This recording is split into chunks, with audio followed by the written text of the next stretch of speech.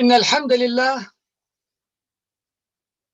نحمده ونستعين به ونستغفره ونعوذ بالله من شرور أنفسنا ومن سيئات أعمالنا من يهده الله فلا مضل له ومن يضلله فلا هادي له وأشهد أن لا إله إلا الله وحده لا شريك له وأشهد أن محمدا عبده ورسوله أدى الأمانة وأبلغ الرسالة ونصح الأمة وكنا على ذلك من الشاهدين.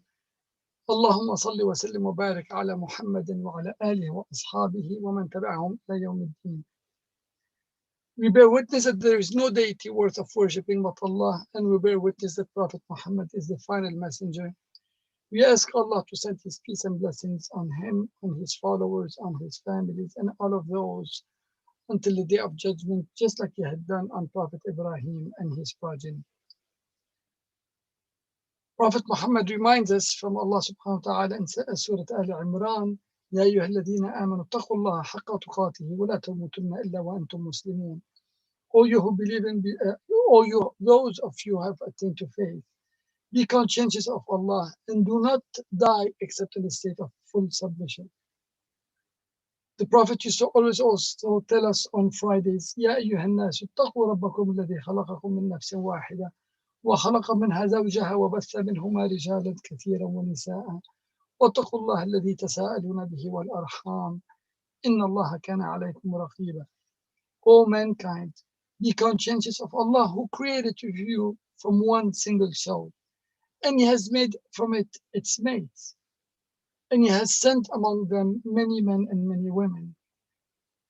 And be conscious of Allah, for whom you go back to ask for your rights. And also, when you talk about those who are in kin with you, Allah is always watchful over all of us. In these very difficult times that we're going through, that humanity is going through, we always try to say, what is the next khutbah? Will there ever be an end to it? So the first reminder to all of us, and a reminder from IslamiCity, if your own community is conducting Jum'ah prayers, and if it is according to the health guidelines of your community, please attend the Jum'ah prayers. These are very exceptional times, and this is why we do the Jum'ah, at least talks, or if you want to call them the khutbah, whatever you consider them. But these are extremely uncommon circumstances. And we pray to Allah that we can go back to the regular masjid every Friday so that we can be physically present. And if your masjid, if it's safe and if it's open, please always go there. The online system is yet not a substitute to our physical presence in the masjid. Prophet Ibrahim, in the Quran, in Surah Al-Shu'ara, Prophet Ibrahim was talking and recalling those his father and those of his father who used to worship other deities. And in Surah Al-Shu'ara, there's a beautiful, beautiful series of verses. What he says, فَإِنَّهُمْ عَدُوٌ لِي إِلَّا رَبَّ الْعَالَمِينَ. I'm sorry. أعوذ بالله من الشيطان الرجيم. بسم الله الرحمن الرحيم. فإنهم عدو لي إلا رب العالمين الذي خلقني فهو يهدين والذي هو يطعمني ويسقين وإذا مرضت فهو يشفين والذي يميتني ثم يحيين والذي أطمع أن يغفر لي خطيئتي يوم الدين. So in Surah Shu'ara, Prophet Ibrahim says, yes, they were enemies to me except the Lord of the worlds. He, the one who had created me, and He will guide me. He's the one who gives me food and drinks. And when I get sick, He's the one who cures me. And He's the one who takes my life away, but then gives me birth again or recreates me. And He is the one that I wish or I hope that one day will forgive my faults on the day of judgment. What a beautiful ayah, or a series of ayahs that are mentioned in the Quran to give us really hopes. In times of total enmity against a person, Well, you know what? Ibrahim turned back to Allah and acknowledges it, that there is hope. And it's not only hope, like, well, I hope he's going to do it. It is almost a statement. He's saying, he is the one, whenever I get sick, he's going to cure me. He is indeed the one who, when I have all the needs or I want somebody to forgive me, he is the one who's going to give me all of these. What a beautiful statement and affirmation of our full hope in Allah and also our optimism. And this is really the talk or the subject of today's khutbah. Hope in times of despair. Last time I gave the khutbah here, we talked about some major events and we said, you know what? Yes, COVID-19 impacted the whole world and we lost 2.5 million so far. Probably we got, forbid, but we may lose a little bit more than 3-4 million. We don't know. But this is a lot of people who have died all over the world, and everybody was impacted psychologically, economically, socially, politically, on all grounds. But then the khutbah last time, we talked about putting this in context and really looking at it. It's a natural, it's a major catastrophe, but it's not the only catastrophe. The past 100 years, we've seen world wars, we've seen natural calamities, we've seen disasters, we've seen floods, genocides, famines, civil wars that have actually taken away so much more than COVID-19. So while we reflect on the difficult times we're going through, we have got to acknowledge that we've gone through even more difficult times, and God forbid, we may go through even more difficult times in the future.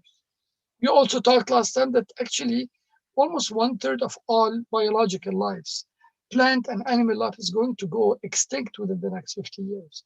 This is one of only 6 major events the past 500 million years that we are actually living and witnessing it in front of our eyes, how we're going to see it.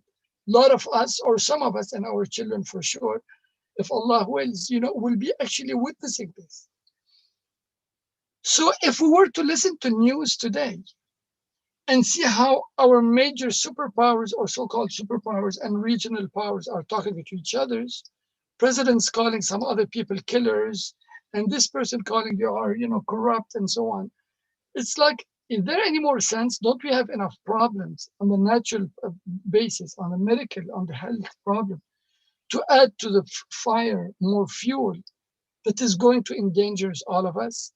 It is almost like we are living today in another Cold War. And Cold War, we've had it long time ago between the United States and the Soviet Union. Then it was Soviet Union. But today we are living in another Cold War era, but a lot of regional wars, not a Cold War, regional wars that are fought by superpowers, but also some local powers are taking or falling as victims, or sometimes intentionally doing this and then killing. So when we do this and we look at the news today of what is happening, we have got to ask ourselves, what can we do? Is it really a hopeless situation? Are we allowed to be depressed when we see all the news? Is there any light really at the end of the tunnel? And what could we do? And that's most importantly, what can we do on an individual level to change our world and to change our community and inshallah change our own fate?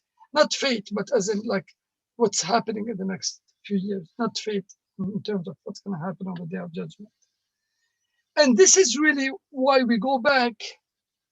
When Prophet Ibrahim was in a very helpless situation, almost to being thrown in the fires, he acknowledges the great hope in Allah, because he is the ultimate and most powerful yet most merciful, who can really change it if we truly turn back to him. And from these lessons, from what's happening today and what we learn from prophets, from the Quran, there are a couple of points to bear in mind. The first point is we are not accountable for the results that are happening. We are only accountable for our own actions. Even prophets, may Allah have peace and blessings on all of them, were never accountable for what the community, their own community, chooses to do. If they want to believe in them, great. If they do not want to, well, this is their own choice. So whether we are prophets, where they were prophets or they were companions, or we are today living on their legacy, The first thing you have to do is, it doesn't really matter what's happening in the news. What matters is, what are we doing about it? And are we accountable for it? Presidents and politicians and healthcare providers could argue as much as they want. They can point finger as much as they want.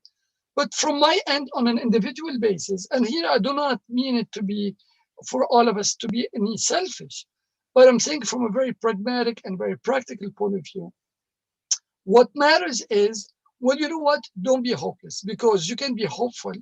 One, because you know who Allah is, and two, we, all of us, at an individual level, will be accountable for what we do and what we believe in, not what happens, if that community happens on us or not, or some calamities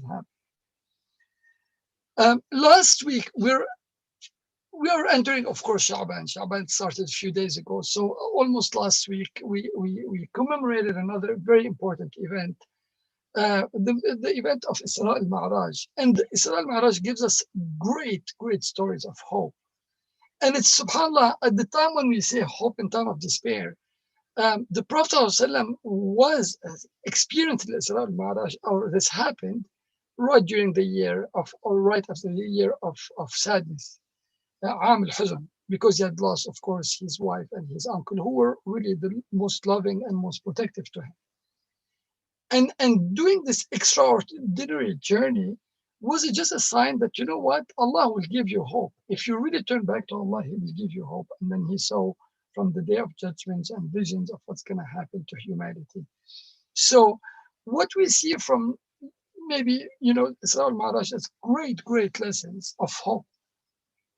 So one is, we should not be accountable. I'm sorry, we should not think about the results. We should just think about the accountability. Second thing we have to think about is, there is always hope in Allah. And the story of the Prophet during the time of sadness is a great example. The third thing we have to think during these very critical times is see what we could do about it. We are at the, almost 3.5 weeks from now, we will start Ramadan, inshallah. This is a golden opportunity for all of us to recharge, reorient ourselves, focus, and start planning for meaningful acts of worship. And when I want to say meaningful acts of worship, I'm not only talking about ritualistic acts. We're not only talking about praying and fasting and doing taraweeh or giving sadaqah and so on. All of these are very important, but it's really reflecting on the meaning of these acts and doing other things if we are able to help our communities. Rituals become meaningless if they do not transfer into actions. And I'm saying actions either to do good to the community or to better oneself. So by praying and then reflecting is always a great time. In times of hope and despair, just the realization that we can change, we can make a difference. And I really don't care so much, or I do care, but I may not be able to make so much changes at the worldwide level. But one day I'll be accountable for what I do. And that is very important.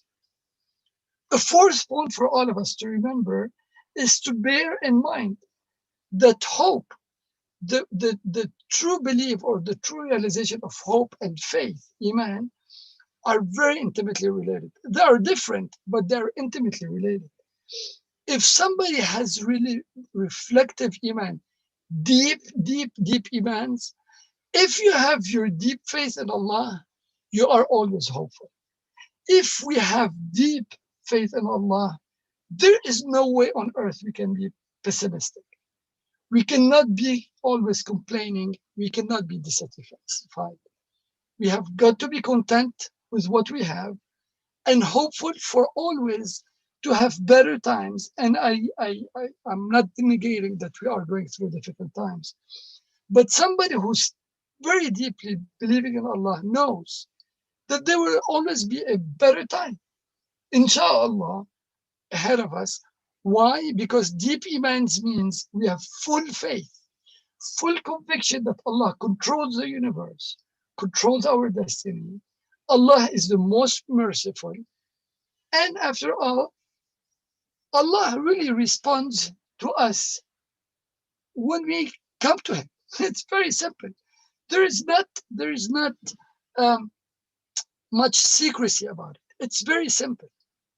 Turn inward and hope, and the light will shine to us. There's a beautiful hadith Qudsi that we have always, heard. Let me just repeat it for you. As of course, that is reported in all of the or major hadith collections, Bukhari and Muslim, Tirmidhi, and Ibn Majah. But it says in Arabic, عن أبي هريرة رضي الله عنه قال النبي صلى الله عليه وسلم يقول تعالى يقول الله تعالى, because it's a hadith Qudsi, it is it is a hadith that is on behalf of Allah, on behalf as it's Allah saying, أنا عند ظن عبدي بي وأنا معه إذا ذكرني فإن ذكرني في نفسه ذكرته في نفسي وإن ذكرني في ملأ ذكرته في ملأ خير منه وإن تقرب إلي بشبر قربت إليه ذراعا وإن تقرب إلي ذراعا تقربت إليه باعا وإن أتاني يمشي أتيته هرولة. And it's a very known hadith. You've heard it many times. When Allah says, I am to my servant, or as my servant thinks of me. Okay. And another narration, by the way, or another good translation would be, I am what my servant expects from me.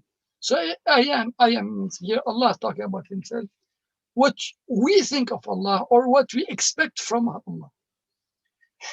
I am with him when he makes mention of me. If he mentions of me to himself, I mention to him, to myself, of him to myself. How beautiful Allah remembers. And if he makes mention of me in an assembly, I make mention of him in an assembly better than that assembly that he made mention of me. And if he draws near to me a palm's length, shibr, okay, I draw into him what is known as a cubit, which is about an arm length, about 18 inches long. And if he draws to me that cubit or an arm's length, I draw to him into fathom. Fathom is about 6 feet. These are all, it doesn't have to measure it on 6 feet or 10 feet, but it is the idea that you come 1 inch, Allah is going to go inches. You give one sadaqah, Allah is going to reward you hundreds of times, so many more times. And if he comes to me walking, I will come back to him, or I'll come back to him, approach to him fast and a speedy way. What a beautiful way to have hope in Allah. And this is really the meaning of having great iman in Allah, the creator that we cannot see, but deep our conviction that there is hope, that there is hope that he will improve the situation on all of us. And there is a lot of talks, of course, in Surah Az-Zumar, Allah subhanahu wa ta'ala says, قُلْ يَا عِبَادِي الَّذِي أَسْرَفُوا عَلَى أَنفُسِهِمْ لَا تَقْنَطُوا مِنْ رَحْمَةِ اللَّهِ إِنَّ اللَّهَ يَغْفِرُ الذُّنُوبَ جَمِيعًا إِنَّهُ هُوَ الْغَفُورُ الرَّحِيمُ. I'm thinking about this verse. When Allah subhanahu wa ta'ala say, oh, you are my servant, who have transgressed against yourself. You've committed actions against yourself. Do not despair in Allah's mercy. For Allah is all forgiving. He forgives all of our sin, and He is much more forgiving. And He has this rahmah, huwa al-ghafur ar-rahim. He is forgiving and dispenser of grace. What a beautiful verses from Allah to tell us, hold on. Don't think about the outside, but focus inwards, and you'll have the full peace in it. Okay. Now, before we finish this khutbah, it's very important for us to say, well, so what's next? We are at the doors of Ramadan. Let's go ahead, prepare. And let's become really optimistic. And when we talk about optimism, there is sometimes a misconception. It's that somebody who's optimistic is always happy. That's not true. That's not what psychologists or psychiatrists tell us, actually. If somebody is an optimist, it's not somebody who denies. It's not somebody who does not get sad. Even Prophet Muhammad had Aam al-Huzn. He was sad. He is the one who cried. He's the one who teared. He's the one who told us the heart, saddens. So acknowledgement of sadness does not negate optimism. Optimism is actually not the ability. It's not the feeling of always being happy. It is recognizing sometimes sadness, but how we address and how we deal with challenges. And it's very, very interesting if we go into the science of optimism. Uh, there's of course a lot about it, but some people say, well, if somebody is pessimistic, well, they inherited from their parents. And there is some truth. There's some people say maybe 20-25% is something inherited. You grew up with it. It was in your household. Everybody was mad. Everybody was angry. Okay, that is true. There are sometimes socioeconomics. It's the thing that we do not control. There's a lot of poverty. There's political instability. All of this adds to it, to pessimism. But also scholars tell you that at least 50% of a person's attitude, that trait of optimism, is something that it is within our within our control to actually change. So having an optimistic view to the world is something that we could control even if we had circumstances around us from the family or genetic circumstances, or something that we cannot have control over, that do impact us and make us sometimes sad. So just remember that uh, Allah gives us a lot of hope. Prophet Muhammad gave us so much hope and tells us to have all of these hopes. But also today, science tells us that, look, you have control over how we view the world. Of course, some people tell you it's really that common generic saying when you say you see the cup half full or half empty. But that approach still has a lot of weight to it. It's you see it, and it's just how you want to see it. It's from what angle you would like to see, uh, uh, certain events that are surrounding. And even if we see the stress in certain times, uh, being positive and being optimist allow us to reshift it and turn them into challenges and even better opportunities for us to have hope to move on, and inshallah, to have better life in this world. Other than, of course, having hope and being optimistic, you can go do a lot of research about it, are known to give us better health, lasting life, better relationship with our friends, with our colleagues, with our family members. So all of these are very, very important. And really interestingly, science has done a lot of research about this. And then they see, your left side of the brain versus the right side. The left side usually, on the emotional side, the positive thinking that happens, versus the right side, which is sometimes associated with more negative thoughts and so on. And almost on imaging, on brain imaging, you can already almost identify if this person is a more positive person or a negative person. But what is very nice about it is that people could start training themselves to shift from somebody who's more uh, allowing the right side of the brain to overtake the left, versus and increase that left ability to become happier and more productive person. It's almost the end of the khutbah, so I didn't want to go too much into the science of it, but uh, there are lots of things to do. We do have opportunities today to change our lives. We are coming into Ramadan. And one of the most important things I'm going to leave before I end this khutbah is at least try to be around people who are positive.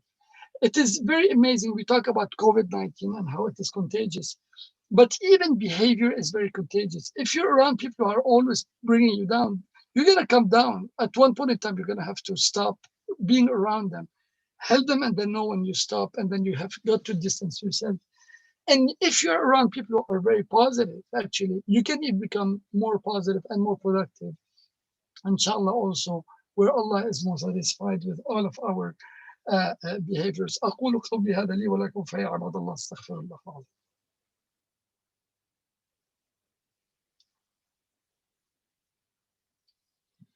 إن الحمد لله رب العالمين والصلاة والسلام على محمد وعلى آله وأصحابه أجمعين. Let me finish with just one more, inshallah, one more things from the Prophet long time ago, when he was migrating or escaping from Mecca to Medina, and he was hiding with Abu Bakr. And the people who were come chasing after him came all the way to the cave where he was hiding. Abu Bakr says, and this is narrated by, I believe, by Anas, but he says, um, Abu Bakr says, he says, كنت مع النبي صلى الله عليه وسلم في الغار فرفعت رأسي فإذا أنا بأقدام القوم فقلت يا نبي الله لو أن بعضهم طأطأ بصره لرآنا. قال اسكت يا أبا بكر اثنان الله ثالثهما. So when Abu Bakr is saying, he's saying that I was with the Prophet ﷺ and I saw all of these people are going to come chase after us, and they only had to change their looks or where they are looking, and they will be able to see us. So when he told this to the Prophet ﷺ said, like, uskut ya Abu Bakr, be quiet, Abu Bakr. We are two, and Allah is the third among us. How beautiful, comforting, and hopeful. In a time when you are in one of the most desperate situations, say, don't worry, Allah is with us. What are you worrying about? And for all of us today, as we turn into 2021, inshallah, don't worry, inshallah, by having great faith, Allah with all of us. إن الله وملائكته يصلون على النبي يا أيها الذين آمنوا صلوا عليه وسلموا تسليما اللهم صل على محمد وعلى آل محمد كما صليت على إبراهيم وعلى آل إبراهيم وبارك اللهم على محمد وعلى آل محمد كما باركت على إبراهيم وعلى آل إبراهيم في العالمين إنك حميد مجيد. We ask Allah to send His cure and His mercy on all of humankind, to find us quick cures and bring people back healthy back to each other. We ask Him to stop oppression that is happening all over the world. We ask Him to make us among those who are role models to humanity with kindness and mercy, not only to human beings, but also for all living creatures around us. وآخر دعوانا أن الحمد لله رب العالمين. Before we do, ask people to do salat, the iqama. If you want to pray after us, or if you want to pray your 2 rak'ahs with IslamiCity, please do it. If you want to do your 4 rak'ahs alone, also do it. It does not matter at this point in time. What matters is, inshallah, to have all of our faith in Allah and our hope that, inshallah, things will get better. وأقم الصلاة إن الصلاة تنهى عن الفحشاء والمنكر. الله أكبر الله أكبر أشهد أن لا إله إلا الله أشهد أن محمد رسول الله حي على الصلاة حي على الفلاح قد قامت الصلاة قد قامت الصلاة الله أكبر الله أكبر لا إله إلا الله.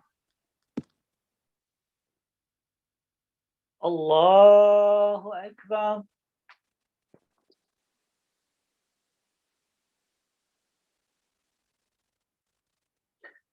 بسم الله الرحمن الرحيم.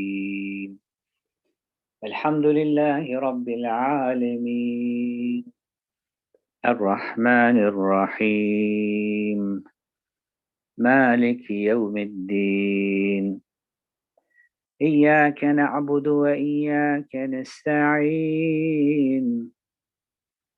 اهدنا الصراط المستقيم صراط الذين أنعمت عليهم غير المغضوب عليهم ولا الضالين.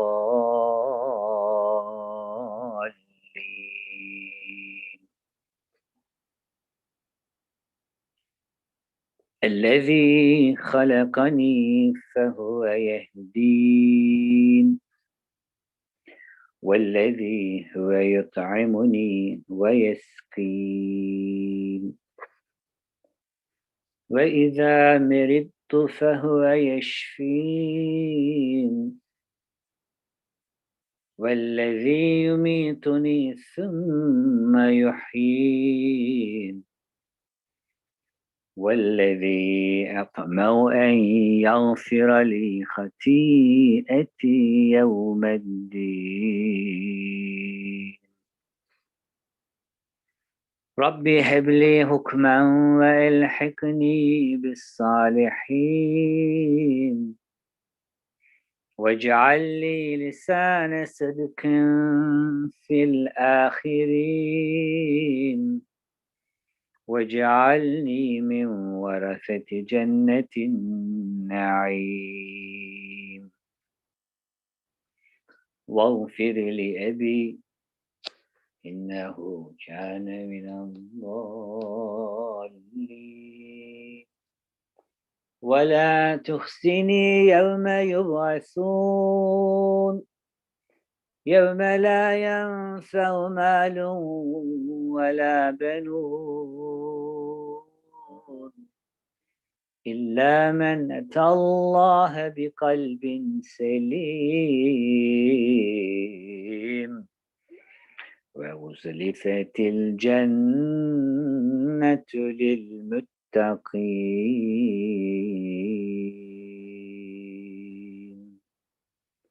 الله أكبر.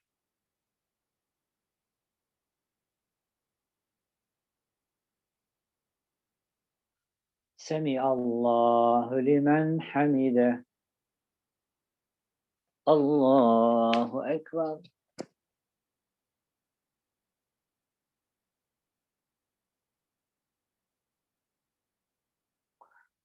الله أكبر. الله أكبر.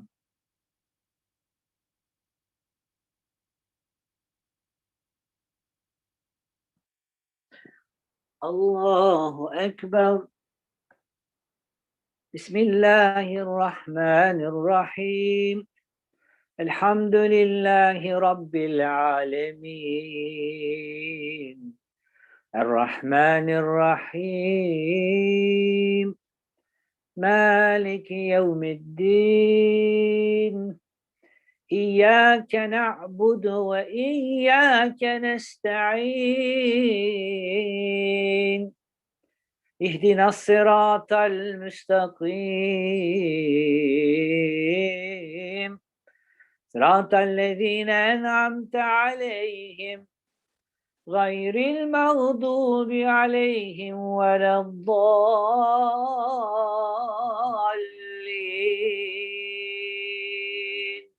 آمين. والتين والزيتون وطور سينين وهذا البلد الأمين لقد خلقنا الإنسان في أحسن تقويم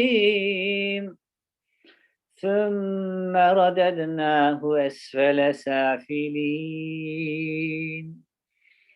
إلا الذين آمنوا وعملوا الصالحات فلهم أجر غير ممنون فما يكذبك بعد بالدين أليس الله بأحكم الحاكمين. الله أكبر.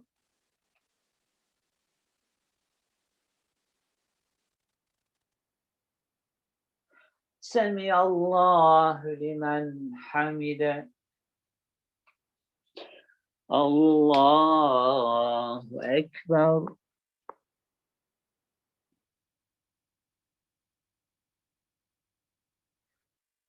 الله أكبر. الله أكبر.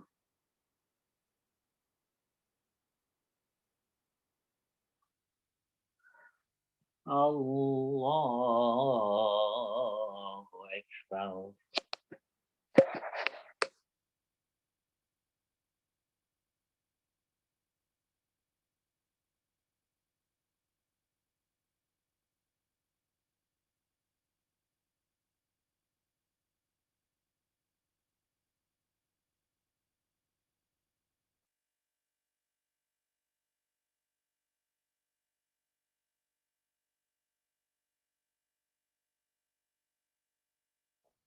ربنا اغفر لي ولوالدي.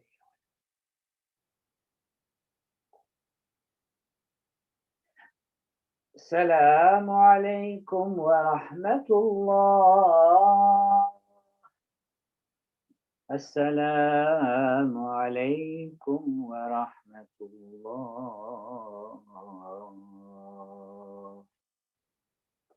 اللهم أنت السلام ومنك السلام تباركت يا ذا الجلال والإكرام.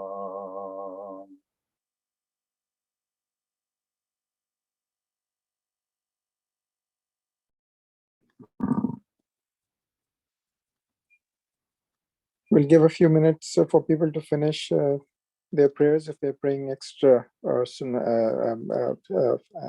Zuhur prayers, and just a short announcement. Thank you.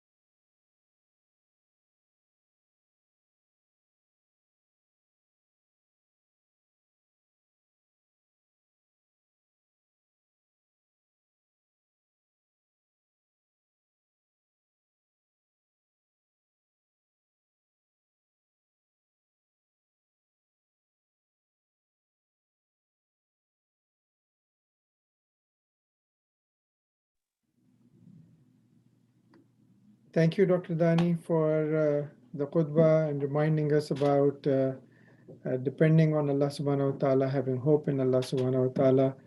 And also thank you to Brother Haluk for leading us with his beautiful recitation in this Jummah prayers.